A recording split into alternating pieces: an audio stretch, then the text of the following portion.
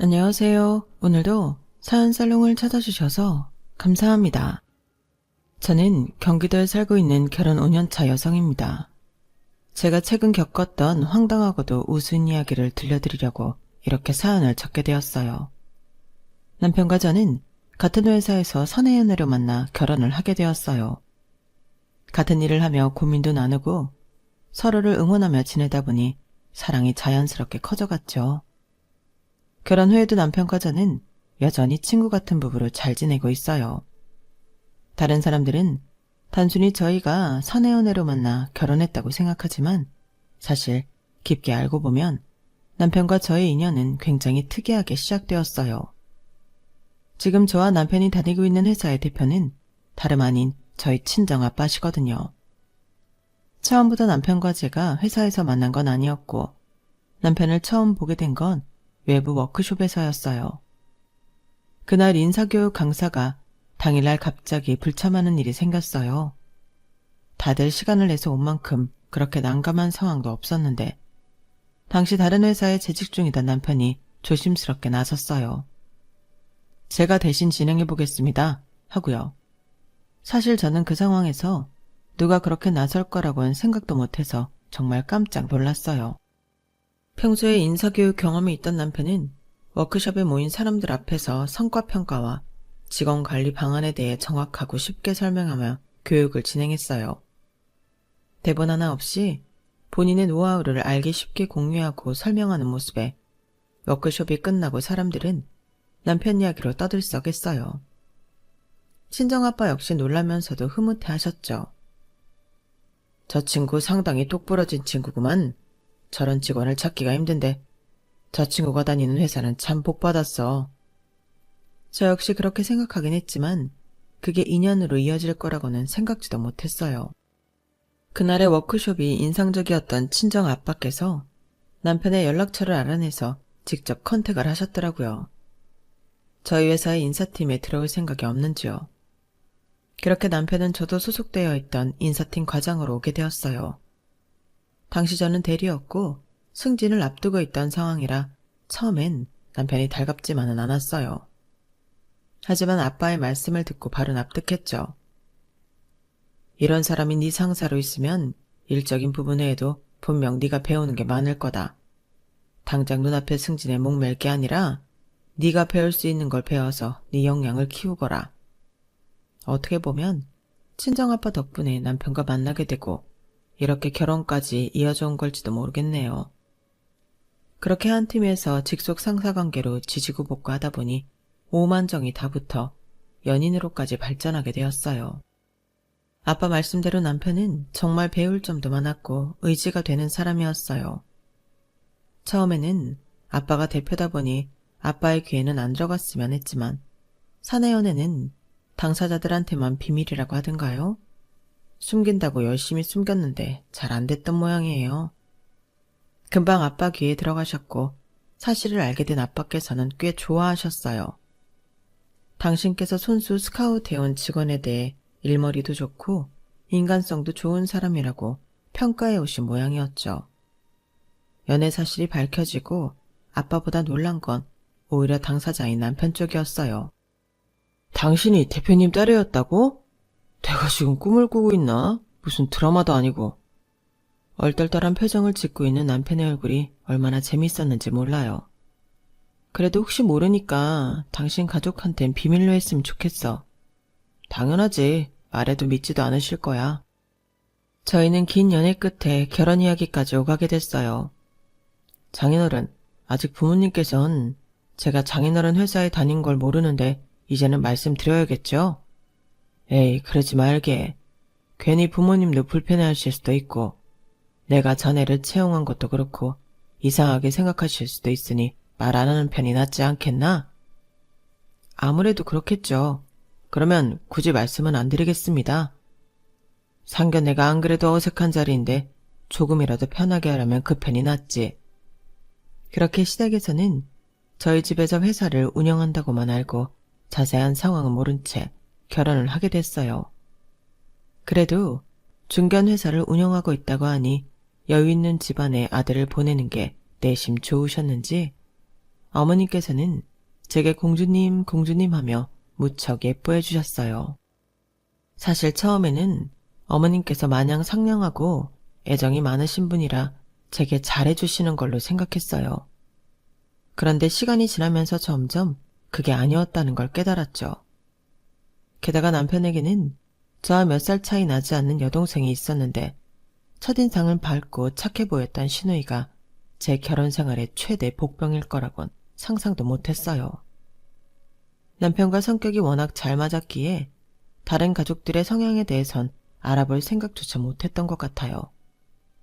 남편도 가족들에게는 무뚝뚝한 편이라 딱히 이야기를 많이 해주지도 않았고요. 엄마, 아까 봤어? 오빠랑 새언니랑 있을 때는 말 엄청 많이 하는 거? 맨날 오늘은 어떻게 보냈냐고 물어봐도 우리 앞에선 기억 안 난다. 아님 별일 없었다. 이렇게만 대답하는 사람이? 그러게 말이다. 뭐, 지 부인한테야 다르게 대한 건 알겠지만 서운한 건 서운하네. 언니, 그러지 말고 언니가 이야기 좀 잘해주세요. 오빠가 참 우리한테 너무하다니까요. 그래도 우리 집에 남자라곤 오빠 하나뿐인데.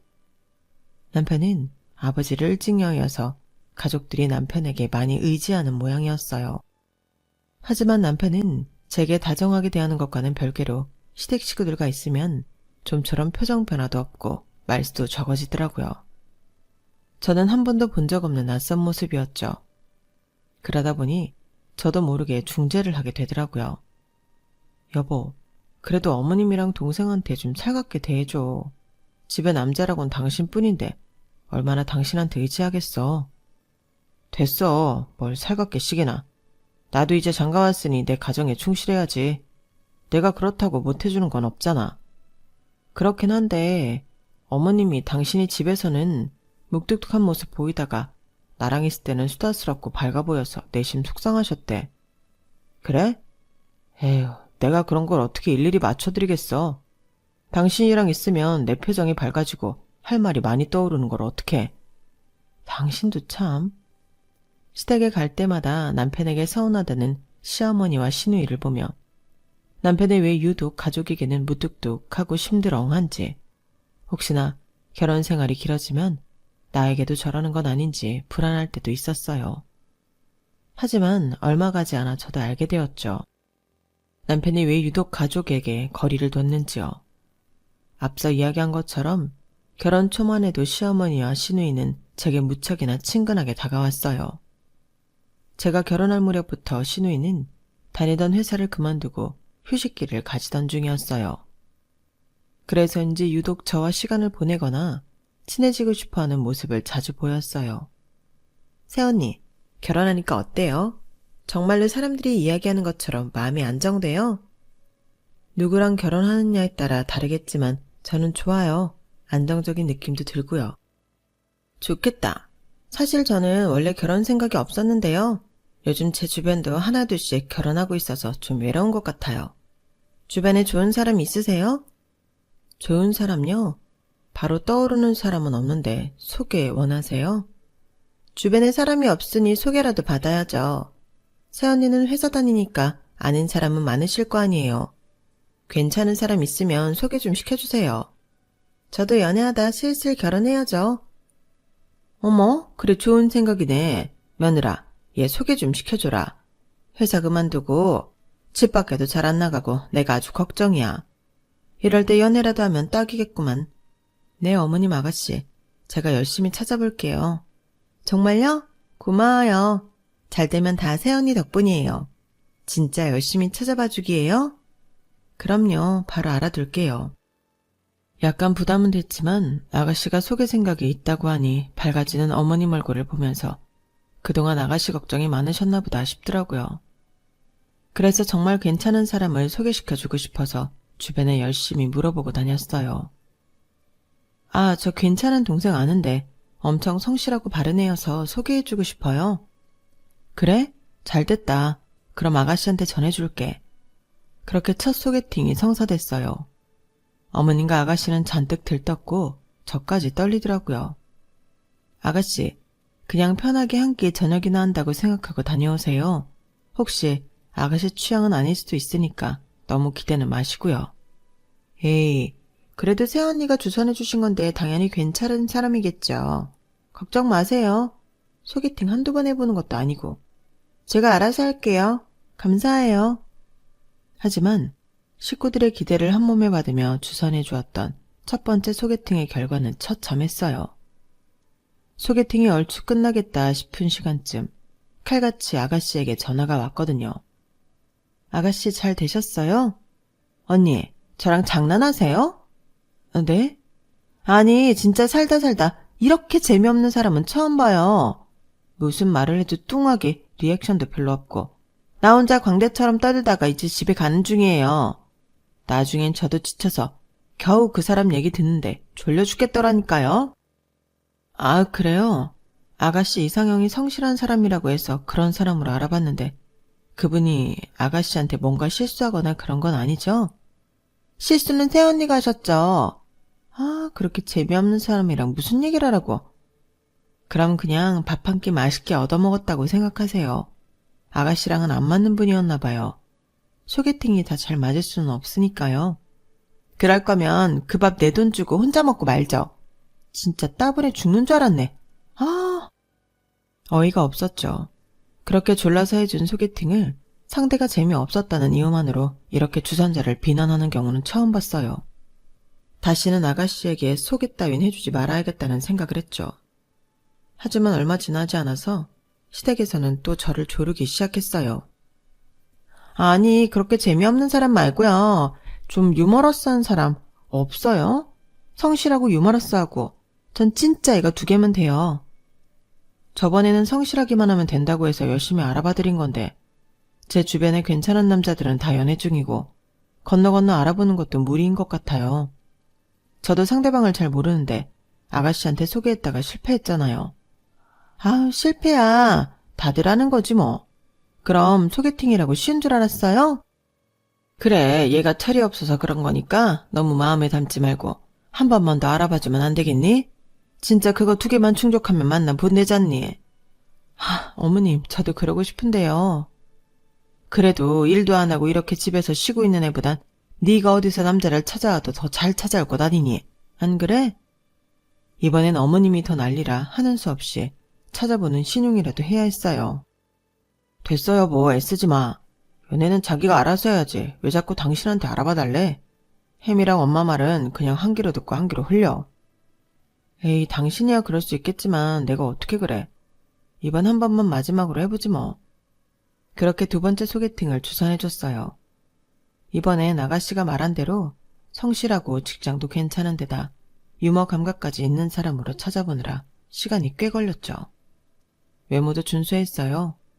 이만하면 트집 잡힐 거 없겠다 싶었죠. 하지만 역시나 결과는 같았어요. 새언니, 진짜 해도 너무한 거 아니에요? 네? 진짜 뭐 이런 사람을 소개시켜줘요? 언니가 보기엔 제가 아깝지도 않으세요? 네? 소개팅이 끝나자마자 기다렸다는 듯이 다다다 쏘는 말엔 바보처럼 네? 라는 말만 되풀이할 수밖에 없었어요. 누가 봐도 흠잡을 데 없는 사람이었거든요.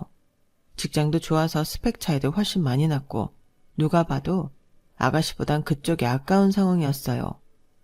그런데도 질색팔색을 하니 어이가 없었죠. 이번엔 뭐 때문에 그러신데요? 외모가 제 스타일이 아니에요. 저는 저렇게 눈이 음흉하게 축 처진 스타일 진짜 제일 안 좋아한다고요. 외모 얘기는 따로 없으셨잖아요. 그리고 저만 하면 인기 있을 만한 얼굴인데다 직장도 좋은데요? 네? 잘생겼다고요? 이게요? 신우이는 갑자기 가족 단톡방에 소개팅 받은 남자의 사진을 예고도 없이 올렸어요.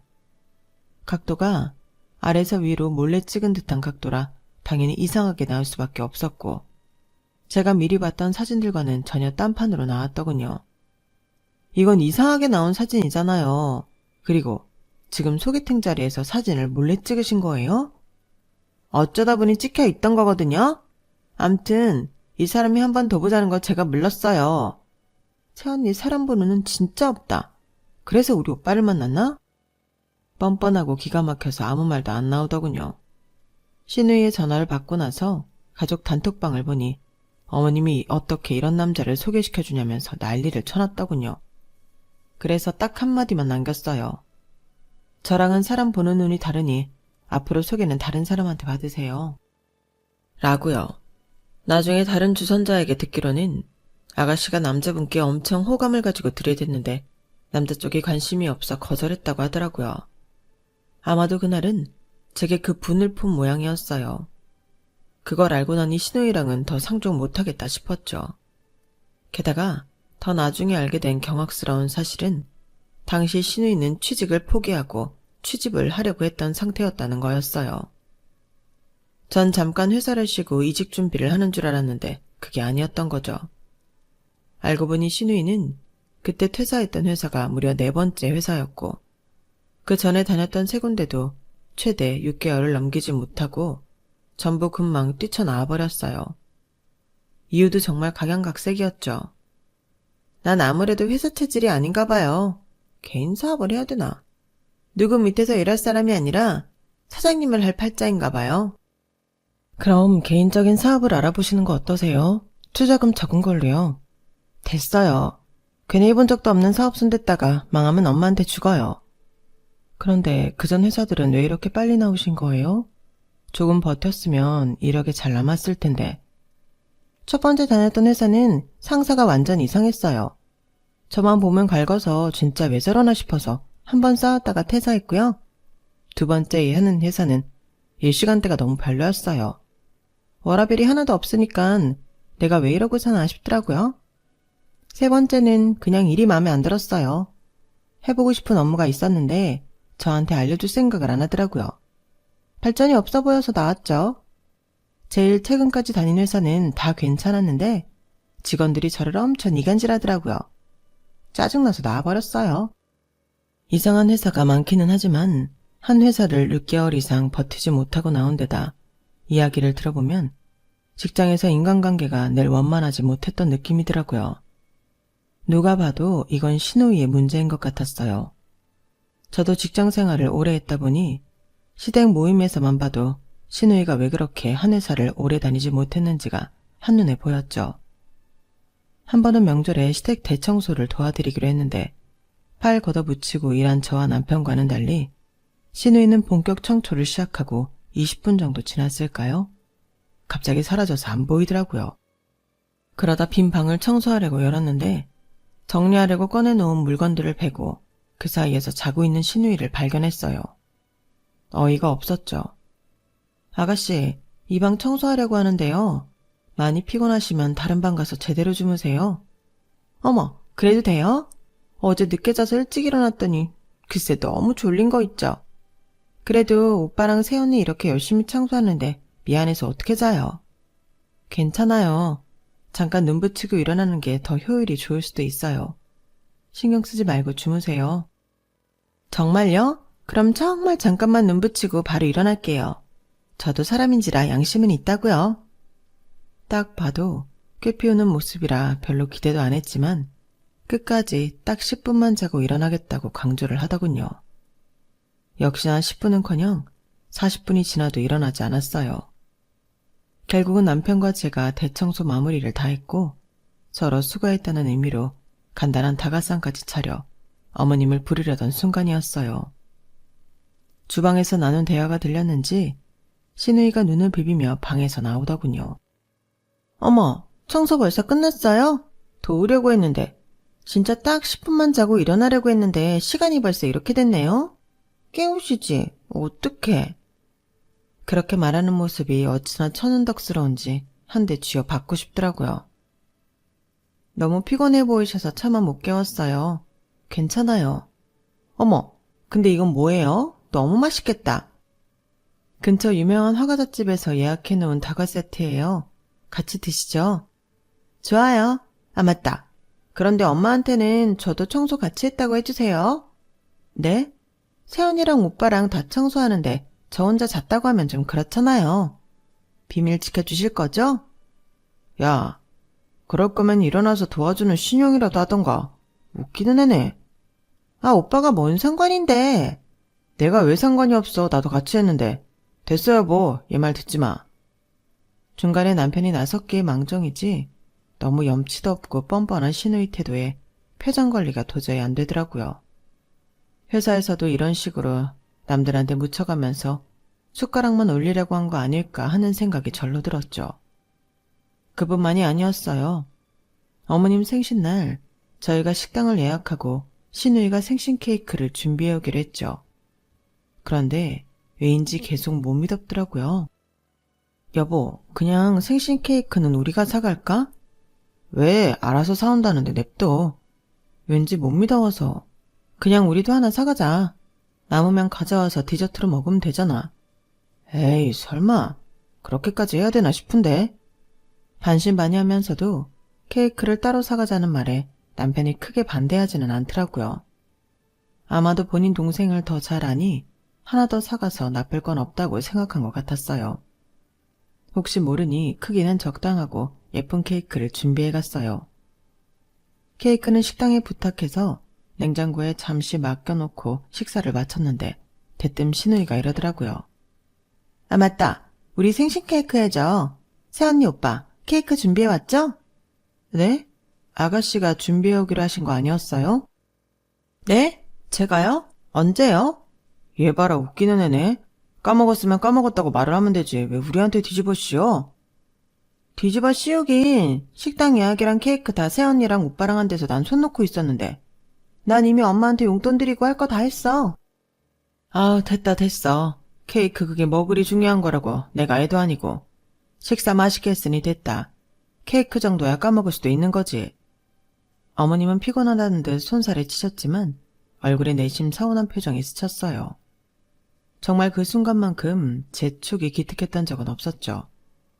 그럴 리가요, 어머님 까먹기는요. 아가씨가 까먹으실까봐 저희가 따로 준비해뒀죠. 남편이 부탁해둔 케이크를 꺼내 가져왔고 그걸 본 신우이 눈이 튀어나오기 일보 직전이더군요. 거봐요. 오빠랑 새언니가 준비하기로 한 거 맞다니까. 됐어요. 까먹을 수도 있지. 어머님도 이해하신다잖아요. 저희라도 준비해왔으니 이걸로 됐죠. 어머님 초 부셔야죠. 생신 축하드려요. 그렇게 어머님의 생신은 무사히 치를 수 있었어요. 그런데 문제는 그 다음이었어요. 집에 귀가하는 길에 신우이에게서 뻔뻔하게도 연락이 오더라고요. 새언니, 사람 그렇게 안 봤는데 어떻게 그럴 수가 있으세요? 네? 갑자기 무슨 말씀이세요? 아니, 케이크 말이에요. 그렇게 꼭 엄마 앞에서 저를 꼽줘야 속이 시원하세요? 그게 아니라 분명히 아가씨께서 준비하기로 한 건데 발뺌하시니까. 저는 사실만 말한 건데요. 발뺌이요? 사람이 당황하면 좀 피해가려고 그럴 수도 있지. 속 넓은 사람으로 봤는데 너무하신 거 아니에요? 케이크 그깟게 뭐라고. 좀 까먹을 수도 있는 거 아니냐고요. 아가씨, 그런 말씀은 어머님한테 가서 하시고요. 어머님도 별로 신경 안 쓰는 것 같은데 왜 저한테 화풀이세요? 어머님이 괜찮으시다잖아요. 그리고 아가씨가 실수할 것 같아서 저희 쪽에서 남으면 가져갈 생각으로 하나 더 가져왔고요. 그래서 어머님 서운한 점 없게 생신 식사 자리 잘 맞췄는데 왜 이러시는 거예요? 오히려 저한테 고마워하셔야 하는 거 아니에요? 이게 집 가는 사람한테 전화해서 따질 일은 아니지 않나요? 저는 그냥 새언니가 모른 척 넘어가지고 윗사람답게 언니 책임으로 덮어줄 줄 알았는데 하나하나 누구 잘못인지 따지는 모습이 실망스러워서 그래요. 도대체 그게 왜 실망스럽냐고 따지려는데 통화를 듣고 있다 못한 남편이 갑자기 전화기를 뺏어서 끊어버렸어요. 얘랑 길게 얘기하지 마. 봤지? 아무리 말해도 안 통하는 거. 그래도 어떻게 그래. 하던 말은 끝내야지. 됐어. 내가 못하게 했다고 해. 둘이 싸울 일이 아니잖아. 내가 알아서 할게. 그렇게 남편의 중재를 통해 신우이와는 그날 이후 일절 연락을 주고받지 못하게 됐어요. 남편이 뭐라고 한 건지는 몰라도 시댁에서 마주쳐도 제게 별다른 말을 걸지는 않더라고요. 하지만 그날 일이 제대로 서로 대화가 마무리되고 끝난 게 아니라서 그런지 참 만날 때마다 불편하고 어색했죠. 그래도 괜히 말 붙였다가 싸움 나는 것보단 이 어색함을 유지하는 게 낫겠다고 생각했어요. 그러던 어느 날이었죠. 신우이가 남편과 어머님 눈을 피해 저한테 슬쩍 다가왔어요. 새언니, 저 긴히 부탁드릴 게 있는데요. 부탁이요? 이런 말하기 좀 염치 없지만 혹시 돈 좀 빌릴 수 있을까요? 네? 무슨 돈이요? 그게 여행 간다고 쓴 카드값을 갚아야 하는데 일을 오랫동안 못했더니 점점 버거워져서요. 딱 한 번만 도와주시면 직장 잡자마자 갚을게요. 오빠한텐 비밀로 해주세요. 정말 간절하고 급해 보이는 얼굴이라 잠깐 마음이 흔들리긴 했지만 곧바로 마음을 다잡았어요. 돈 문제는 저 혼자 어떻게 할 수 있는 문제는 아닌 것 같아요. 직접 도움을 청하시는 게 나을 것 같아요. 제가 단독으로 도와드릴 수 있는 건 없어요, 아가씨. 딱 잘라 말했더니 갑자기 표정이 싸늘해지더니 획 돌아서더군요. 솔직히 그 이후로 또 한동안 저만 보면 징징대거나 할 줄 알았는데 의외로 그런 일은 없었어요.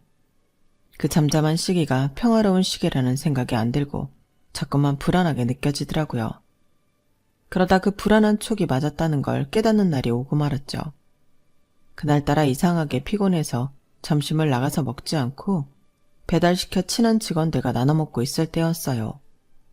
밖에 나갔다가 들어온 동료가 저를 보더니 급하게 회의실로 들어오더군요. 과장님, 보셨어요? 큰일 났어요. 네? 무슨 일이요? 팀장님 어머니랑 동생분이 회사에 찾아오셨는데 무슨 일인지 몰라도 팀장님 붙들고 엄청 소란 피우고 계세요. 어머님이랑 아가씨가 찾아오셨다고요? 그런 얘긴 전혀 못 들었는데 도대체 무슨 소란인데요? 저도 잘은 못 들었는데 동생분을 저희 회사에 취직시켜달라고 했는데 팀장님께서 거절하셨나 봐요. 그래서 이렇게도 안 해줄 거냐면서 네가 허락할 때까지 매일 찾아오겠다고 하시던데요? 뭐라고요? 너무 기가 막히더라고요. 문득 머릿속에 얼마 전 제게 카드값을 빌리려고 했던 신우이의 목소리가 떠올랐어요. 어이가 없고 분노가 차올라서 한 걸음에 로비로 뛰어내려갔죠. 소리가 나는 곳을 따라가니 바로 어머님과 남편이 보이더군요. 지나가는 사람들이 다 힐끔댈 정도로 부끄럽고 창피한 장면이었어요. 아니, 안 된다 하지만 말고 넌 어떻게 장남이 돼서 하나밖에 없는 동생 취직 하나 못 시켜줘? 네가 인사팀 과장이라며. 그럼 잘 이야기해볼 수 있는 거 아니야? 그래, 나 할 줄 아는 거 많다니까. 오빠도 알잖아. 회사 생활은 할 줄 아는 게 많은 걸로 되는 게 아니라니까. 너처럼 한 곳에 진득히 붙어있지도 못하는 애를 내 가족이라고 회사에 뽑았다가 무슨 욕을 들으라고? 공과 사는 철저히 구분해야지. 그건 전에 같이 다니던 회사 사람들이 나빴으니까 그렇지. 오빠가 상사면 괜찮을 거 아니야. 나 적응하게 도와주면 되잖아. 그래, 내가 괜히 너한테 부탁하겠니? 네 회사에 다니면 애가 좀 덜 힘들어하지 않겠느냐고. 회사에 마음 붙일 사람 있고 없고가 얼마나 크겠어? 누가 회사를 마음 붙일 사람 있는 거 확인하고 다녀요? 엄마, 제발 정신 차리세요. 지금 엄마 모시고 와서 이렇게 난동 부린다고 취직이 될 거라 착각하고 있는 것 자체가 글러먹었다니까요? 여기까지 와서 이러지 마세요. 이런 일로 얼굴 팔리면 저도 이 회사 못 다녀요. 남편의 피곤한 얼굴을 보니 그동안 저 몰래 얼마나 두 사람에게 시달렸는지가 확 느껴져서 화가 나더군요. 대화를 들어보니 한두 번 부탁한 게 아닌 것 같았어요. 몇 번이고 부탁하는 걸 남편이 무시했다가 여기까지 오게 된 것 같더라고요. 그동안 저에게 들키지 않으려고 애쓴 것 같아 참 미안하고 짠했어요. 동시에 화도 정말 많이 났고요. 그래서 저도 모르게 뚜벅뚜벅 걸어가 앞에 섰어요. 뻔뻔한 시누이와 시어머니 얼굴을 보니 도저히 화가 안 참아지더군요. 아가씨, 카드빚 못 갚게 생겼으니 이제 취직까지 시켜달라는 건가요? 회사도 사람을 아무나 뽑을 순 없어요. 공평하게 서류도 내고 면접도 보셔야죠. 인사팀이라고 우리 뭐 사람 마음대로 뽑는 줄 아세요? 우리가 아가씨 뽑고 싶어도 아가씨가 회사 다닐 인재가 아니라서 못 뽑아요. 뭐라고? 네가 어떻게 내 딸한테 그런 소리를... 너까지 왜 이러니? 어? 얘가 지금 10년 가까이 회사 생활에 적응도 못하고 전전하고 있는데 불쌍하지도 않아? 그나마 지 오빠랑 새언니라도 있는 회사 들어가면 챙겨라도 줄 거 아니야. 이왕 둘이 같은 회사 같은 팀에 사람 뽑는 부서에 있으면 좀 도와줄 수도 있는 거 아니야? 어머님, 회사가 떼쓴다고 다 되는 거면 모든 회사가 다 가족 단위로만 굴러가겠죠. 아가씨야 철이 없으니 그렇다 쳐도 어머님까지 왜 이러세요 정말. 빨리 아가씨 데리고 나가주세요. 이 사람 여기서 이러고 있으면 평판 나빠져요. 아들 인생까지 망치고 싶으신 건 아니죠? 뭐야? 봤지 엄마? 내 말 맞지? 언니가 저런 사람이라니까? 언니 좋은 사람 아니라고 내가 몇 번이나 말했잖아요. 잘해주는 척 하면서 중요한 순간엔 사람 꼭 뒤통수 치더라고. 그렇게 이간질하는 습관도 회사에 적응 못하는 이유 중에 하나인 건 아시죠? 회사에 다니고 싶으면 열심히 준비해서 정정당당하게 들어올 생각을 하세요. 취직 안 된다고 시집갈 생각부터 하거나 카드비 못 갚겠으니 그제야 취직하겠다고 땡깡 부릴 생각하지 마시고요. 얘가 정말? 그렇게 딸 때문에 오랫동안 마음고생해놓고도 딸은 딸이라 그런지 팔이 안으로 굽더라고요. 시어머니는 뒷목 잡는 신용을 하더니 저를 매섭게 보더라고요. 남편이 그걸 보고 뭔가 일났다고 생각했는지 중간을 가로막았어요. 엄마, 그만 좀 우기세요. 제가 힘이 뽑을 수 있다고 한들 어차피 우리 팀에 자리도 없어요. 인원이 빠져야 충동을 하든 말든 하죠. 그래? 그럼 채를 자르면 될 일 아니니? 어차피 너흰 한 명만 돈 벌어도 먹고 살 수 있잖아. 햄이 살리는 셈 치고 채를 잘라라. 그건 또 무슨 말도 안 되는 소리예요. 네가 상사라며. 그럼 충분히 그럴 수 있는 거 아니니? 도대체 회사를 뭘로 보시는 거예요, 어머님? 이젠 하다하다 말도 안 되는 말을 하는 어머님을 보니 실소가 터졌어요. 어이가 없어 웃으며 이마를 짚으니 어머님은 더 노발대발 하더군요.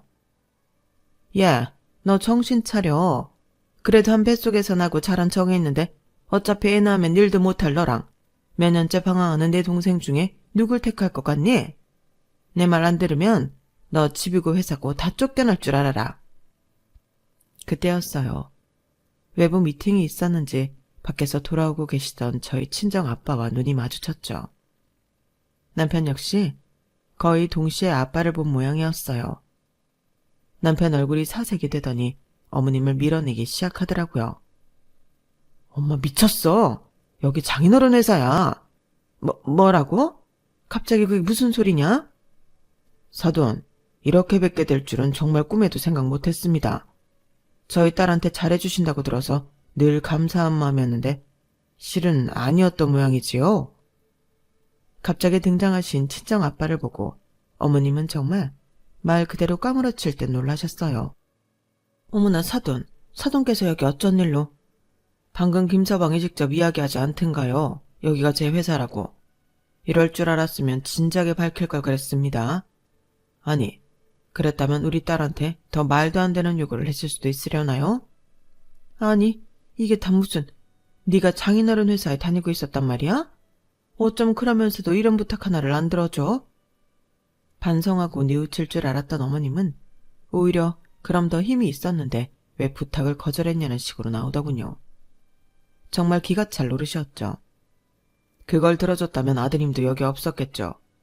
솔직히 김서방이 놓치기 싫은 인재인 건 맞지만 이런 가족이 있다는 건 승진에는 결격사유가 될 수도 있겠죠. 제 회사에서 제 딸을 내쫓겠다니 저도 회사 오너이기 전에 한 자식의 아비라서 그 말이 참 불편하게 들립니다. 잠깐만요, 사돈. 뭔가 오해하는 게 있는 모양인데 아까 그건 그냥 화가 나서 한 말이었지 진심은 아니었어요.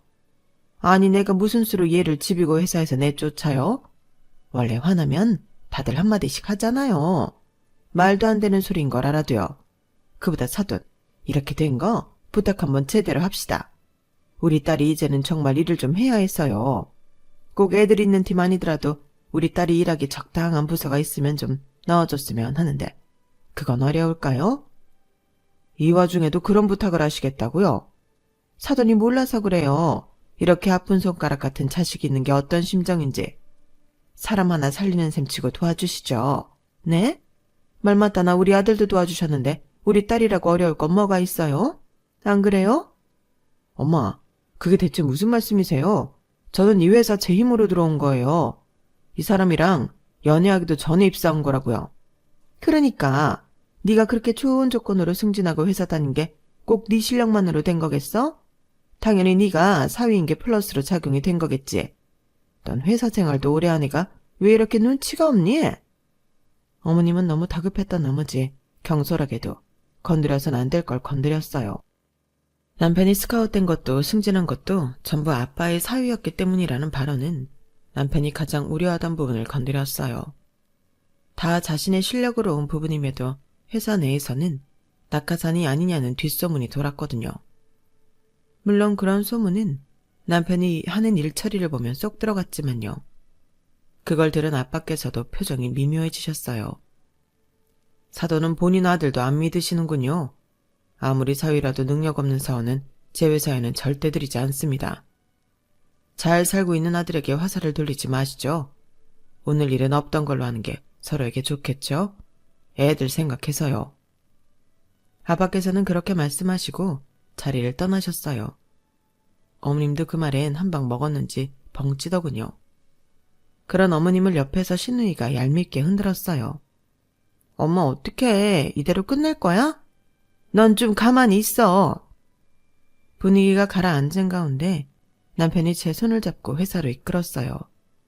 출입 카드를 찍고 냉정하게 들어가 버리더니 더 이상 어머님과 아가씨도 쫓아들어오지 못하고 밖에서만 소란을 피우셨죠. 나 엄마랑 인연 끊으려고. 더 이상은 진짜 못 살겠다. 너무 늦게 말해서 미안해. 남편은 제게 그동안 무능력하고 철없는 동생과 무작정 동생만 싸고 도는 엄마 때문에 얼마나 힘겨운 삶을 보냈는지에 대해 이야기해줬어요. 결혼하면 완전히 남남처럼 살 자신이 있었는데 아직도 자신에게 이러는 걸 보면 이제는 끊어내야 하는 게 맞는 것 같다면서요. 근데 말이 쉽지 정말 그래도 되겠어? 지금 손절 안 했다간 당신까지 잃을 판인데 못할 게 뭐 있어. 나도 이제 지긋지긋해서 더 이상은 못 해먹겠어. 그렇게 퇴근한 남편은 시댁에 가서 한판하고 온 모양이었어요. 명절이나 어버이날 생신 등 각종 행사에는 용돈을 보내드리겠지만 그 외 일절 방문이나 연락은 하지 말라고 엄포를 놓은 모양이었어요. 남편은 다음날 제 핸드폰 번호를 바꾸자고 했고 바꾼 번호는 시댁에 알려주지 않았어요. 덕분에 제가 피곤할 일은 사라졌죠. 처음에는 어떻게 네가 천륜을 끊냐며 난리를 치던 시어머니와 아가씨도 남편이 이렇게 제대로 인연을 끊을 준비를 하기 시작하니 뭔가 심상치 않은 걸 느낀 모양이었어요. 잘못했다고 그렇게 냉정하게 굴지 말아달라고 부탁해도 남편은 꿈쩍하지 않았죠. 아무래도 남편이 없으면 시어머니도 아가씨도 여러모로 곤란하고 의지할 데가 없어지니 이제는 남편 말을 듣기로 한 모양이었어요. 더 이상은 그 말도 안 되는 요구나 부탁을 안 들어도 되고 실컷 잘해주고 이간질 당하는 일을 안 겪어도 되니 저도 살 것 같더군요. 아직도 가끔 만날 일이 생기면 남편 좀 잘 설득해달라고 부탁하는 어머님과 아가씨지만 그런 말은 한 귀로 듣고 한 귀로 흘리고 있어요. 어차피 그 짧은 시간만 잘 흘리면 남편이 알아서 차단해 주는데 굳이 제 발로 그 지옥에 다시 들어갈 필요는 없잖아요. 여기까지가 제 사연입니다. 마음을 털어놓고 나니 좀 시원하네요. 들어주셔서 감사해요. 여러분의 오늘과 내일도 항상 꽃길이시길 바랍니다. 여러분, 사연 댓글에 응원과 현명한 좀 부탁드려요. 좋아요와 구독은 저에게 큰 힘이 됩니다. 오늘도 좋은 일 가득하세요.